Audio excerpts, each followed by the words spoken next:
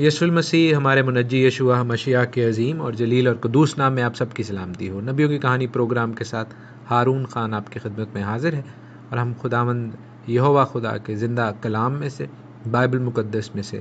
دوسری سلاطین کی کتاب اور اس کے چوتھے باب کو آج سیکھنا شروع کریں گے۔ 2 Kings chapter 4 and the first episode of chapter 4۔ عزیزو، ہم خداوند کی شکر گزاری کرتے ہیں اور سارا جلال اپنے آسمانی باپ کو دیتے ہیں ان تمام اچھی گواہیوں کے لیے، ان شکر گزاریوں کے لیے جو آپ سب میرے ساتھ ذاتی طور پر شیئر کرتے ہیں۔ بے شک ہم سب خداوند کے کلام میں آگے بڑھتے جا رہے ہیں، اور جو برکت، جو بلیسنگ آپ اپنی زندگیوں میں فیل کر رہے ہیں، ریسیو کر رہے ہیں، وہ پاک روح کی برکت ہے جو پاک کلام کو سننے سے آپ کو مل رہی ہے، اور خداوند تعالیٰ آپ کو سننے میں بے شک آگے بڑھائے اور اس سے بڑھ کر آپ کو کلام پر عمل کرنے والا بنائے۔ خداوند سے آپ سبوں کے لیے جو آج کی اس پروگرام کو، نبیوں کی کہانی کو سنیں، ان کے لیے برکت کی، سلامتی کی دعا کرتا ہوں۔ عزیزو، جب ہم نے گزشتہ باب کو پڑھا، یعنی 3rd چیپٹر کو، اس کی بائبل اسٹڈی کی، تو میں نے آپ کو کہا کہ اس باب میں الیشا کا اتنا ذکر نہیں ہوگا کمپیئر ٹو باقی چیپٹرز کے، باقی ابواب کے، جہاں پر الیشا خاص طور پر اس کتاب میں ہمیں بہت پرومیننٹ، بہت اہمیت کا حامل نظر آئے گا۔ اس باب میں جو آج ہم شروع کر رہے ہیں، چوتھا باب، ہم دیکھتے ہیں کہ الیشا پوری فارم میں نظر آ رہا ہے۔ الیشا ایک غریب بیوہ کی مدد کرتا ہے۔ الیشا شونیم کی ایک مالدار خاتون کے لیے، ایک گھرانے کے لیے بھی بہت زیادہ اہم معجزہ کرتا ہے، اور وہ پھر معجزہ در معجزہ ہے، اور ہم ان ساری چیزوں کو دیکھیں گے، سیکھیں گے، اور جیسے میں ہمیشہ کہتا ہوں کہ ہم بائبل مقدس کے ان واقعات سے خداوند کے پیٹرنز کو، ان ماڈلز کو، ان سیکھنے والی باتوں کو اپنی گرہ میں باندھتے جاتے ہیں، تاکہ ہم خداوند کی مرضی کو جان سکیں اور اس کے مطابق زندگی گزارنے والے ہوں۔ جیسے میری ایک بہن نے مجھے کل میسج کیا کہ وہ کس طرح خداوند کے احکامات سے، خداوند کے کلام سے دور تھیں، لیکن اب خداوند کے کلام کو روز سننے کے بعد وہ خداوند کے کلام سے پیار کرنے لگ گئی ہیں، اور خداوند کے کلام میں آگے بڑھنا چاہتی ہیں، اور خداوند نے ان کی زندگیوں میں جو برکتیں رکھی ہیں، ان کے گھرانے کی زندگیوں میں جو برکتیں رکھی ہیں،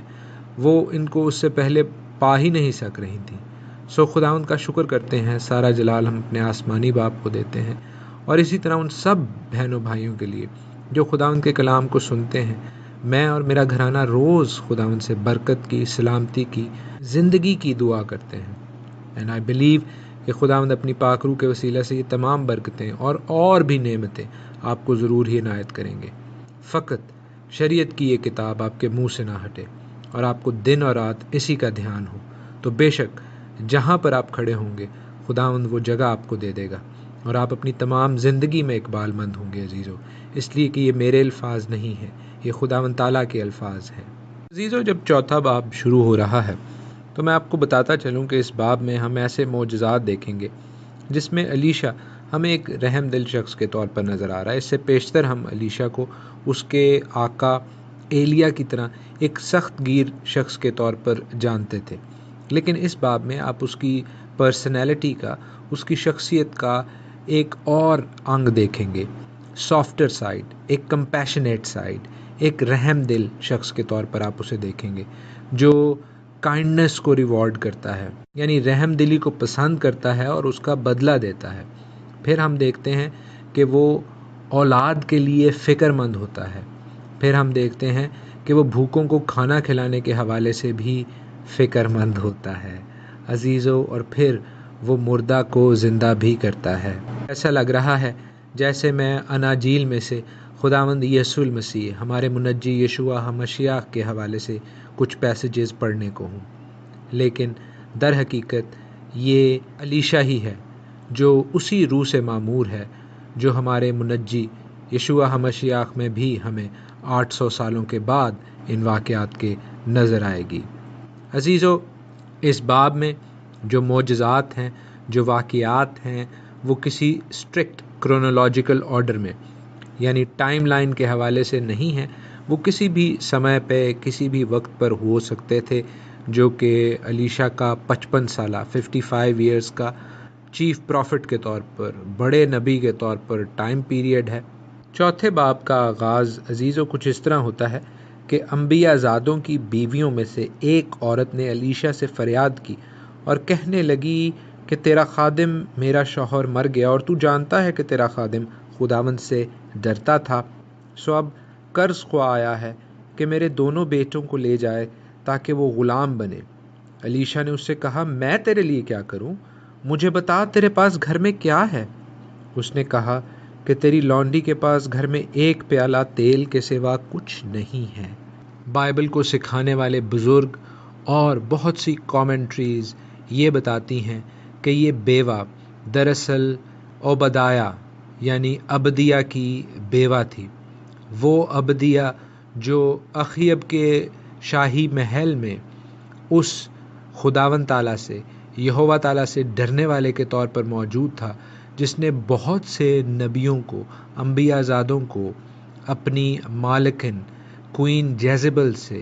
ملکہ ایزبل سے، اس کے غصے سے، اس کے قہر سے بچایا تھا۔ اس کے حوالے سے ہم جانتے ہیں کہ اس کا مکالمہ، اس کا ڈائلاگ ایلیا سے بھی ہوا جب ایلیا واپس آتا ہے اخیب سے ملنے کے لیے۔ عزیزو، وہ عبدیہ، وہ جس نے اپنی ساری دولت ان انبیاء زادوں کو بچانے میں لگا دی، جب وہ مرا تو اس کے پاس کوئی پیسہ، کوئی رقم موجود نہیں تھی، اور اس کی وجہ سے اس کی بیوہ اور اس کے دونوں بچے نہایت قسم پرسی کی حالت، پاورٹی کی حالت میں زندگی گزار رہے تھے۔ اور اب اس موڑ پر اس بیوہ کو یہ ڈر ہے کہ یہ بچے جو ہیں وہ قرض خواہوں کے ہاتھ میں ایز سلیوز، نوکر کے، غلام کے چلے جائیں گے، اور ان کی ساری زندگی جب تک سال جوبلی ایئر نہیں آتا سلیوری میں، غلامی میں گزرے گی۔ اس موقع پر علیشہ اس خاتون سے، اس بیوہ سے یہ پوچھتا ہے کہ تیرے گھر میں کیا ہے، تو کس طرح اپنا گزر بسر کرتی ہے۔ یہ اسپیسیفک ٹرم ہے، ایک محاورتاً آپ ایسے ہی کہتے ہیں کہ کیا ہے گھر میں جس سے آپ اپنا گزارا کر رہے ہیں۔ تو وہ کہتی ہے کہ میرے گھر میں ایک پیالہ تیل کے سوا کچھ نہیں ہے۔ عبرانی میں جو یہ ٹرم استعمال ہوئی ہے وہ ہے آسوک شمیم۔ آسوک شمیم کا مطلب ہے انوائنٹنگ آئل، مسا کرنے والا تیل۔ یہ وہ تیل نہیں ہے جو کوکنگ آئل ہوتا ہے یا لیمپس میں، مشلوں میں ڈالا جاتا تھا، بلکہ یہ آسوک شمیم ہے،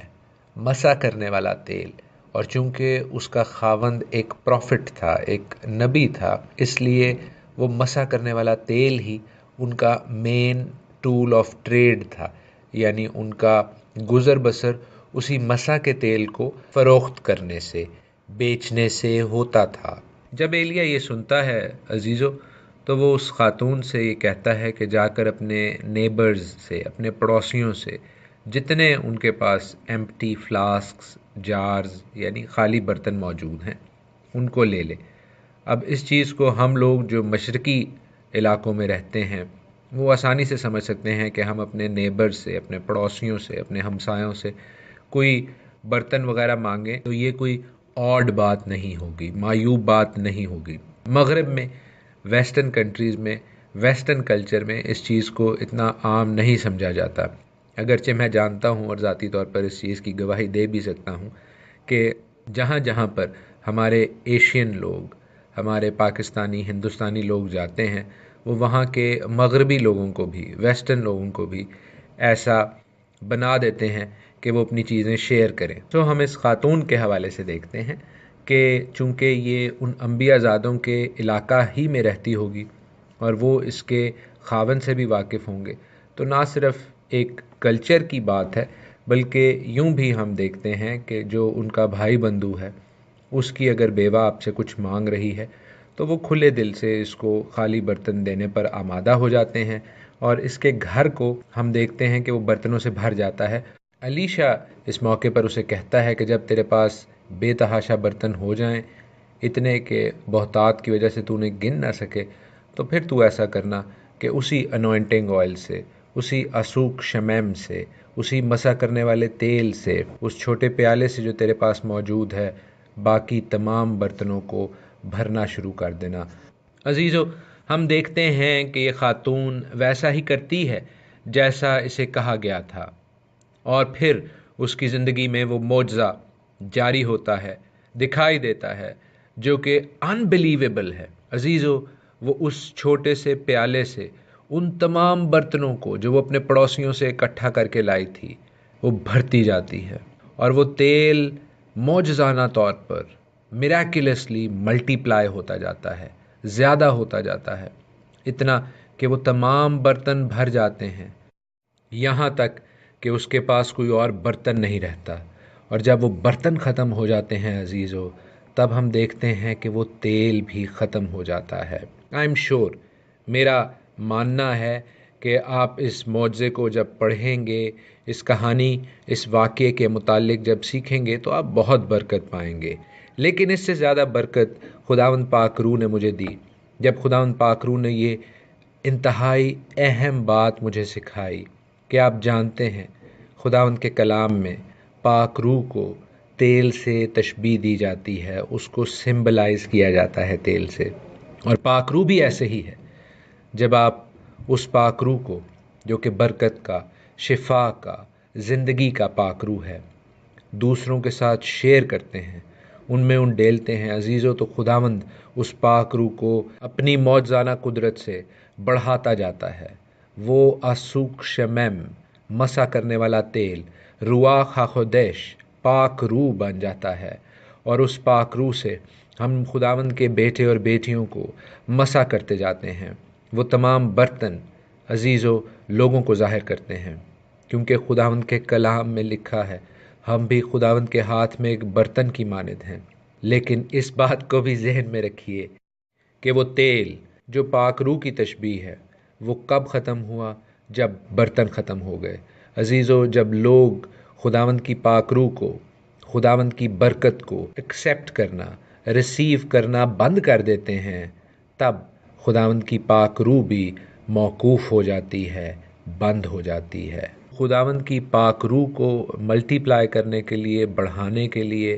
وی مسٹ پرے فار، ہمیں دعا کرنی ہے کہ خداوند ہمیں ایسے لوگ دے، ایسے برتن دے جو خداوند کی برکت کو، خداوند کی پاک روح کو اپنی زندگیوں میں قبول کر سکیں، جو دنیاوی طور پر دنیاوی چیزوں سے بھرے ہوئے نہ ہوں، بلکہ وہ خالی ہوں، تاکہ خداوند کی پاک روح ان کو بھر سکے اچھی چیزوں سے، کلام سے، زندگی سے، شفا سے، سلامتی سے۔ عزیزو، تیل کے ان بے تحاشا بھرے ہوئے برتنوں کے ساتھ جب یہ عورت مرد خدا کو، علیشا کو جا کر بتاتی ہے، تو وہ کہتا ہے جا تیل بیچ، قرض ادا کر، اور جو باقی رہے اس سے تو اور تیرے فرزند گزران کریں۔ عزیزو، یہ تین چیزیں اسی آرڈر میں لکھی ہیں، اور یہ بہت سگنیفیکنٹ ہیں، بہت اہم ہیں۔ پہلا کہ تیل بیچ، دوسرا قرض ادا کر، تیسرا جو باقی رہے اس سے تو اور تیرے فرزند گزران کریں۔ عزیزو، کئی دفعہ ہم لوگ اسپیشلی جو ماڈرن ایرا میں رہتے ہیں، اور وہ لوگ جنہوں نے قرضہ لیا ہوا ہے، وہ یہ کہتے ہیں کہ جو کچھ ہمارے پاس ہے، اگر ہم اس سے اپنی گزر بسر کر لیں تو وہ بہتر ہے، بجائے کہ ہم قرضہ ادا کریں یا ہم کچھ اور کریں۔ نہیں، بائبل پرنسپل یہ ہے، خداوند کا الہی قانون یہ ہے کہ اگر ہم کسی بھی طور پر ڈیٹ میں یا قرضے میں ہیں اور ہمارے پاس کچھ نہیں ہے ری پے کرنے کے لیے، تو پہلے جو ویلیوبلز ہیں، جو قیمتی اشیاء ہیں، ان کو بیچیں اور پھر ان سے اپنا قرض ادا کریں۔ اگر کچھ بچ جائے تو وہ ہمارا ہے۔ عزیزو، قرض لینے میں کوئی برائی نہیں ہے، لیکن اگر یہ اوائڈ ہو سکے، اگر اس کے بغیر گزارا ہو سکے تو بہتر ہے، اس لیے کہ قرض سے وہ غلامی کی زنجیر، وہ فائنینشیل ڈیفیکلٹیز، وہ مالی پریشانیاں، وہ ڈسکمفرٹ، وہ ذہنی بے چینی جو ہے وہ ہو جاتی ہے، جس کی وجہ سے مشکل ہوتی ہے کئی اوقات میں۔ بائبل البتہ ہمیں یہ سکھاتی ہے کہ جب ہم نے قرض لیا ہے تو خداوند تعالیٰ کی نظر میں سب سے زیادہ ضروری یہی ہے کہ ہم اس قرض کو واپس ادا کریں، اور واپس ادا کرنے کے بعد ہم اپنا سوچیں۔ کئی دفعہ ہم یہ سوچتے ہیں کہ جی قرض دار نے قرض دیا، وہ کولتے بہت پیسے نے، تو ہمیں اپنا خیال کرنا ہے پہلے۔ نہیں، آپ اس واقعے سے دیکھ سکتے ہیں کہ علیشا نے کبھی بھی اس بیوہ کو یہ نہیں کہا کہ تو قرض داروں کو بھول جا، اب کوئی ضرورت نہیں، انہیں کہا کہ میں غریب ہوں تو بس میرے سے قرضہ نہ لیں یا میں انہیں سمجھا دوں گا۔ نہیں، بائبل ہمیں یہ سکھاتی ہے کہ ہم نے اس قرض کو ادا کرنا ہے اور پھر ہم نے آگے بڑھنا ہے۔ اور اگر آپ اس سوچ کے ساتھ اپنے قرضوں کو ادا کر کے اور پھر اپنی زندگی میں آگے بڑھنے کا پلان کریں گے، خداوند تعالیٰ سے درخواست کریں گے، عزیزو ضرور ہی ہے کہ خداوند تعالیٰ اس بیوہ کی طرح آپ کی زندگی کے ان چھوٹے وسائل کو بھی بڑا کر دے گا، ان چھوٹے کم ریسورسز کو بھی بڑا کر دے گا، کیونکہ خداوند تعالیٰ کل اور آج بلکہ ابد تک یکساں ہے۔